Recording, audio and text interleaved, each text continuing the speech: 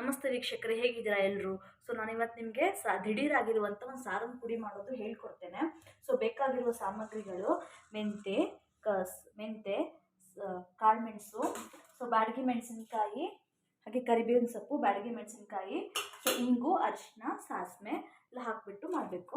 So first ನಾವೇನು ಮಾಡಬೇಕು ಅಂದರೆ, ಒಂದು ಬಾಣಲೆಯಲ್ಲಿ ಕಮ್ಮಿ ಎಣ್ಣೆ ಹಾಕ್ಕೊಂಡ್ಬಿಟ್ಟು ಜಸ್ಟ್ ನಾವು ಸಾಸಿವೆ ಮತ್ತು ಮೆಣಸನ್ನ ಇದನ್ನು ಹಾಕಿ ಹುರ್ಕೋಬೇಕು.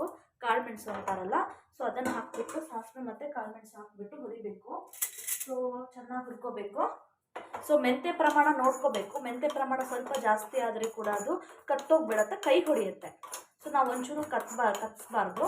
ಸೊ ಹಾಕಿಬಿಟ್ಟು ಸ್ವಲ್ಪ ಹೊತ್ತು ಹೀಗೆ ಫ್ರೈ ಮಾಡ್ಕೋಬೇಕು. ಹೀಗೆ ಫ್ರೈ ಮಾಡಿಬಿಟ್ಟು ಅದನ್ನು ನಾವು ಸಪ್ರೇಟಾಗಿ ಎತ್ತಿಟ್ಕೋಬೇಕು. ಸೊ ನಾನಿಲ್ಲಿ ಮೆಂತೆ ಪ್ರಮಾಣ ಸ್ವಲ್ಪ ಕಮ್ಮಿ ಹಾಕಿದ್ದೀನಿ. ಸೊ ನೆಕ್ಸ್ಟ್ ನಾವೇನು ಮಾಡಬೇಕು ಅಂತಂದರೆ, ಸೊ ಬೇರೆ ಬಾಣಲಿಯಲ್ಲಿ ಮತ್ತೆ ನಾವು ಬ್ಯಾಡಗಿ ಮೆಣಸಿನ್ಕಾಯಿ, ಕರಿಬೇವಿನ ಸೊಪ್ಪು,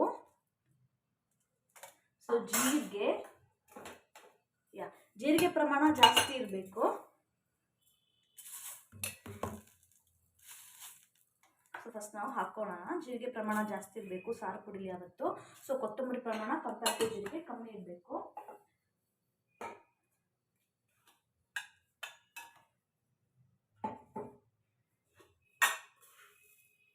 ಒಂದಿಷ್ಟು ಹಾಕೊತೀನಿ ನಾನು. ಸೊ ಜೀರಿಗೆ ಪ್ರಮಾಣ ಜಾಸ್ತಿ ಇರಬೇಕು. ಸೊ ನೆಕ್ಸ್ಟ್ ಲಾಸ್ಟ್ ನಾವು ಸಾಸಿವೆನ ಹಾಕ್ಕೋಬೇಕು.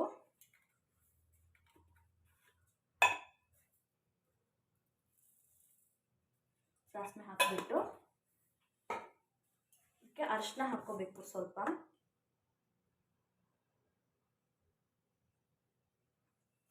ಅರಿಶಿನ ಮತ್ತು ಇಂಗು. ಸೊ ಚೂರು ಎಣ್ಣೆಯಲ್ಲಿ ಹುರ್ಕೋಬೇಕು. ಎಣ್ಣೆ ಪ್ರಮಾಣವನ್ನು ನೋಡ್ಕೋಬೇಕು, ಜಾಸ್ತಿ ಹಾಕೋಬಾರ್ದು. ಸೊ ಹಾಕ್ಬಿಟ್ಟು ಚೆನ್ನಾಗಿ ಹುರ್ಕೋಬೇಕು.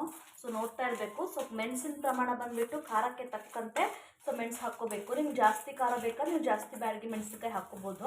ಸೊ ನಾನಿಲ್ಲಿ ಸ್ವಲ್ಪ ಪ್ರಮಾಣದಲ್ಲಿ ಮಾಡ್ತಾ ಇರೋದು, ನಾನು ಸ್ವಲ್ಪ ಕಡಿಮೆ ಹಾಕ್ಕೊಂಡಿದ್ದೀನಿ. ಸೊ ಇದು ದಿಢೀರಾಗಿ ಆಗಿಬಿಡುತ್ತೆ ಈ ಚಟ್ನಿ, ಸಾರು ಪುಡಿ ಇದು. ಸೊ ನಾವಿದನ್ನು ಚಟ್ನಿ ಕೂಡ ಬಳಸ್ಕೋಬೋದು. ಸಾರು ಪುಡಿ ಹಾಕಿ ಚಟ್ನಿ ಕೂಡ ಮಾಡ್ಬೋದು. ಎಲ್ಲ ಥರನೂ ಬರುತ್ತೆ ಇದು. ನೋಡಿ, ಚೆನ್ನಾಗಿ ಕಲರ್ ಬರೋ ಥರ ಹುರ್ಕೋಬೇಕು.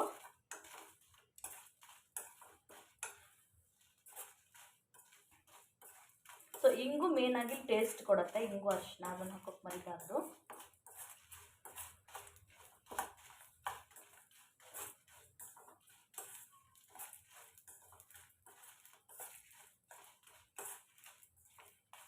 ನೋಡಿ ಕಲರ್ ನೋಡಿ ಯಾವ ಥರ ಬರ್ತಾ ಇದೆ ಅಂತ. ಇಲ್ಲಿ ಕತ್ತಬಾರ್ದು. ಜೀರಿಗೆ ಒಂದೊಂದ್ಸಲ ತುಂಬ ಹೊತ್ತು ಹಾಕ್ಬಿಟ್ರೆ ತುಂಬ ಸ್ಲಿಮ್ಮಲ್ಲಿ ಹೊರ್ಕೋಬೇಕು.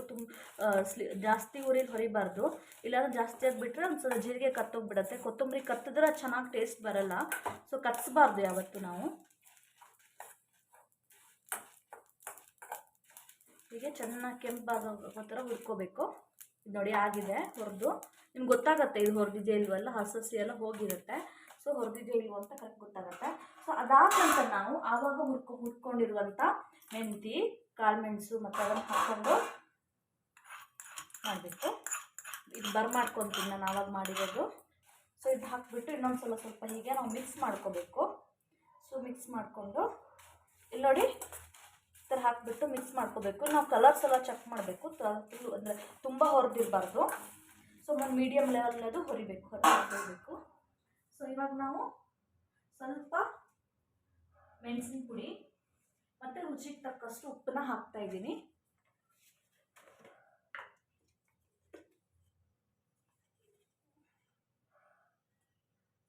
ಹೌದು, ಮೆಣಸಿನ ಪುಡಿ ಹಾಕಿಬಿಟ್ಟು ಸೊ ಆಲ್ರೆಡಿ ನಾವು ಬ್ಯಾಡಗಿ ಮೆಣಸಿನ್ಕಾಯಿ ಹಾಕಿರೋದ್ರಿಂದ ಸೊ ಮೆಣಸಿನ ಪುಡಿ ಕಡಿಮೆ ಹಾಕ್ಕೋಬೋದು.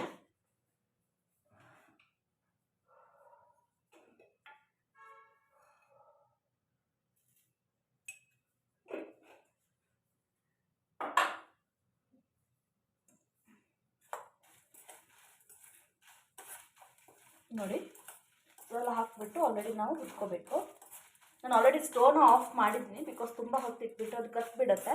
ಸೊ ಸ್ಟೋವ್ನ ಆಫ್ ಮಾಡಿದ್ವಿ. ಹೀಗೆಲ್ಲ ಬಂದುಬಿಟ್ಟು ಮಿಕ್ಸ್ ಮಾಡ್ಕೋತೀನಿ. ಇದು ನೋಡಿ ಸೊ ನಾನು ಕಡಿಮೆ ಪ್ರಮಾಣದಲ್ಲಿ ಮಾಡಿರೋದ್ರಿಂದ ಸ್ವಲ್ಪ ಕಮ್ಮಿ ಹಾಕ್ಕೊಂಡಿದ್ದೀನಿ ಐಟಮ್ಸು. ನೀವು 1 kg 2 kgs ಎಷ್ಟು ಮಾಡ್ತೀರಾ, ಅರ್ಧ kg ಮಾತ್ರ ಜಾಸ್ತಿ ಹಾಕ್ಕೋಬೇಕು. ನಾನು ಒಂದು 200 ಗ್ರಾಮ್ ಆಗುವಷ್ಟು ಸಾರು ಪುಡಿ ತೋರಿಸ್ತಾ ಇದ್ದೀನಿ. ಸೊ ಹೀಗಾಗಿಬಿಟ್ಟು ಇದನ್ನು ನಾವು ಸ್ವಲ್ಪ ತಣ್ಣಗಾಗೋಕ್ಕೆ ಇಡಬೇಕು ಇಲ್ಲಿ.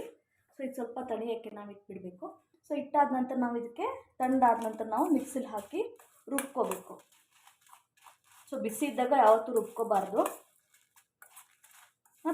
ತರಿಯಾಗಿ ರುಬ್ಕೋಬೇಕು ನಾವು. ಸೊ ಈ ಥರ ಮಾಡ್ಕೊಂಡು ತಿಂದರೆ ಸಾರು ಪುಡಿ ತುಂಬ ಚೆನ್ನಾಗಿ ಬರುತ್ತೆ. ರುಚಿಗೆ ತಕ್ಕಷ್ಟು ಉಪ್ಪು, ಮೆಣಸಿನ ಪುಡಿ ಇನ್ನು ನೋಡಿಬಿಟ್ಟು ಹಾಕ್ಕೋಬೇಕು. ತರಿಯಾದಂಥ ಒಂದು ಚಟ್ನಿ ಪುಡಿ ಸಾರು ಪುಡಿ ರೆಡಿಯಾಗಿದೆ. ಸೊ ನಾವು ಇದನ್ನು ಈ ಥರ ಇದು ಮಾಡಿಬಿಟ್ಟು ಒಂದು ಏರ್ ಟೈಟ್ ಕಂಟೈನರ್ ಬಾಕ್ಸಲ್ಲಿ ಹಾಕಿಡಬೇಕು. ಸೊ ಈ ಥರ ಬರುತ್ತೆ. ಇದನ್ನು ಸಾರಿಗೆಲ್ಲ ಹಾಕ್ಕೊಂಡಿದ್ದು ಮಾಡಿದ್ರೆ ತುಂಬ ಟೇಸ್ಟಿಯಾಗಿ ಬರುತ್ತೆ. ಸೊ ನಿಮ್ಗೆ ಎಷ್ಟು ಬೇಕು ಅಂತ ಕ್ವಾಂಟಿಟಿ ನೋಡಿಬಿಟ್ಟು ಮಾಡ್ಕೋಬೇಕು. ಎಲ್ಲ ಕರೆಕ್ಟಾಗಿ ಸೈಜಲ್ಲಿ ಪ್ರಮಾಣದಲ್ಲಿ ಮಾಡ್ಕೋಬೇಕು.